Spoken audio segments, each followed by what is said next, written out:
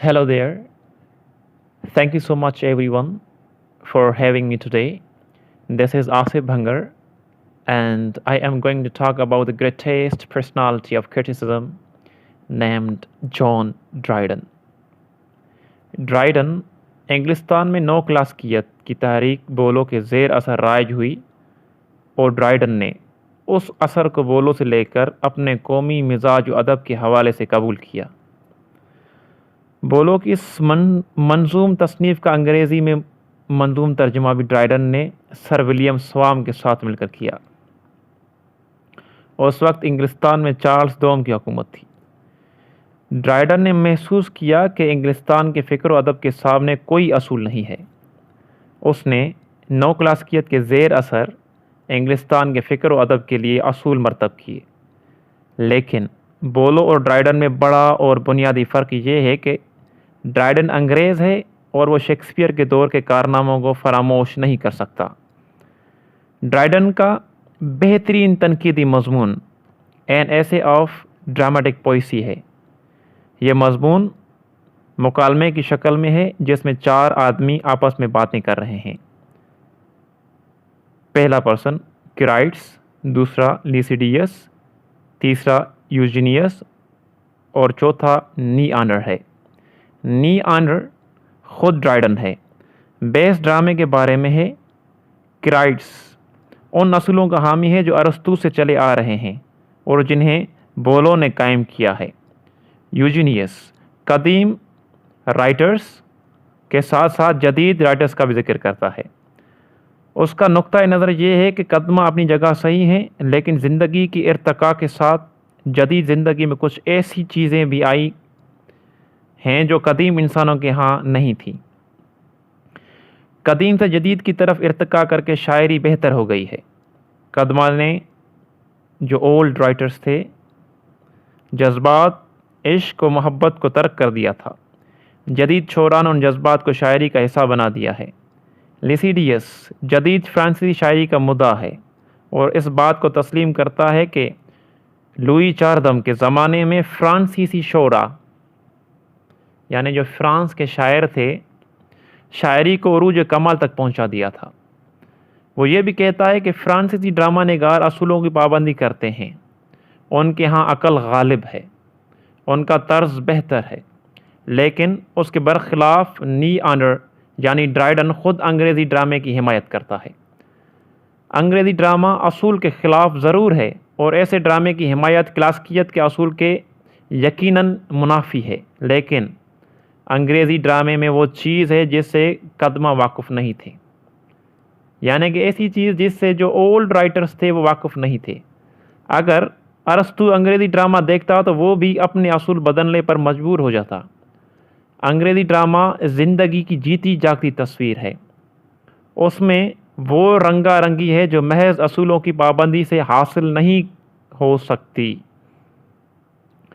उन्हीं मुकालमों में वो मुनफरद ड्रामा निगारों के बारे में अपनी राय का इजहार करता है, जिसमें शेक्सपियर, बेन जॉनसन और फ्लेचर के बारे में उसकी राय आज तक अंग्रेज़ी अदब में अहमियत की हामिल है। ड्राइडन की उस तसनीफ़ से ये बात भी सामने आती है कि वो कहाँ तक 9 क्लासिकियों के साथ है और कहाँ तक उनसे आज़ाद रहना चाहता है। वो बुनियादी तौर पर 9 क्लासियत का तरफदार है और इस बहस में जो उस दौर में सारे यूरोप में चल रही है कि आया कदीम शोरा बेहतरीन है या जदीद, ड्राइडन कदमा की हिमायत करता है और जदीद शोरा में भी उन शोरा को ज़्यादा अहमियत देता है जो कदमा के फॉलोअर्स हैं। क्राइट्स और लिसिडियस कदमा और फ्रांसीसियों के हामी होने के बावजूद एक हद तक ड्राइडन के हम ख्याल हैं। उस मज़मून के मुताले से ये बात सामने आती है कि कदीम व जदीद बहस में ड्राइडन का रवैया ये है कि वो है तो कदमा का हामी, लेकिन जदीद शोरा की बात भी सुनने और समझने के लिए तैयार है। ये एक सेहतमंद रवैया था जिसने ड्राइडन की 9 क्लासियत में एक तवाज़ुन पैदा कर दिया। ये मज़मून ड्राइडन का नुमाइंदा मज़मून है और इसमें ड्रामे के बारे में कुछ कहा गया है। वो अंग्रेज़ी और यूरोपी तनकीद में एक अहम इजाफ़ा है। ड्राइडन की इस तसनीफ़ को बोती का सानी भी कहा गया है। وہ اصول جو ڈرائڈن نے بیان کیے ہیں یہ ہیں: پہلا، ارسطو کے زمانے کے حالات اور تھے، ادب کی نوعیت بھی اور تھی۔ اب نہ وہ حالات ہیں اور نہ وہ زمانہ، اس لیے زمانے اور حالات کے ساتھ وہ اصول بھی بدلنے چاہیے۔ یہ وہ زاویہ نظر تھا جس نے پہلی بار ادیبوں اور شاعروں کو یہ احساس دلایا کہ زمانے کے ساتھ حالات کے بدلنے کی کیا اہمیت ہے اور ادب اور اس کے اصولوں کے بدلنے کے کیا معنی ہیں۔ اب تک ارسطو کے اصول اٹل تھے، ڈرائڈن نے اس طلسم کو توڑ دیا اور زمانے کے ساتھ اصولوں کی تبدیلی کی اہمیت کو واضح کیا۔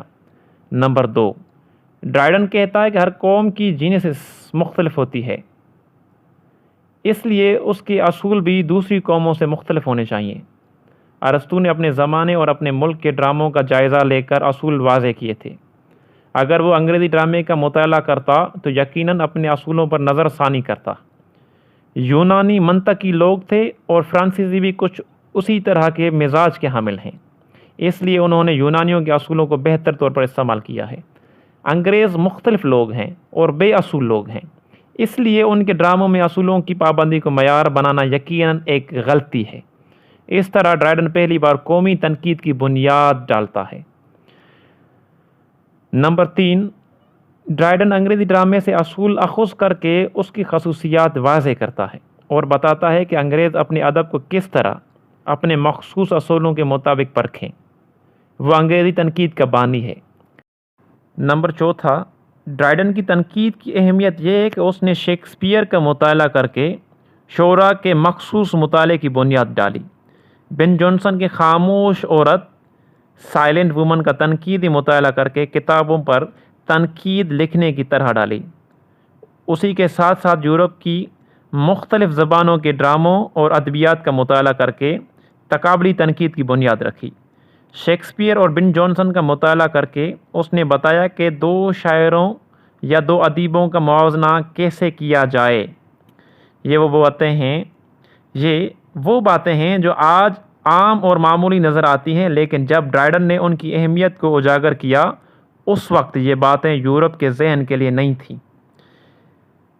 اسی لیے ڈرائڈن کو نہ صرف انگریزی تنقید کا بلکہ یورپی تنقید کا بابائے آدم بھی کہا جاتا ہے۔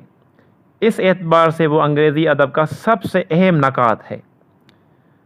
اس کی کوئی تصنیف ایسی نہیں ہے جو آفاقی تنقید میں اضافہ کرتی ہو۔ اس کی اہمیت تو یہ ہے کہ اس نے آفاقی تنقید کے اصولوں کو قومی ادب پر عائد کر کے ادب و فکر کے سامنے نیا راستہ کھول دیا۔ وہ تنقید میں آزادی اور غیر جانبداری کا علم بردار ہے۔ آج تک کے لیے اتنا ہی، شکریہ۔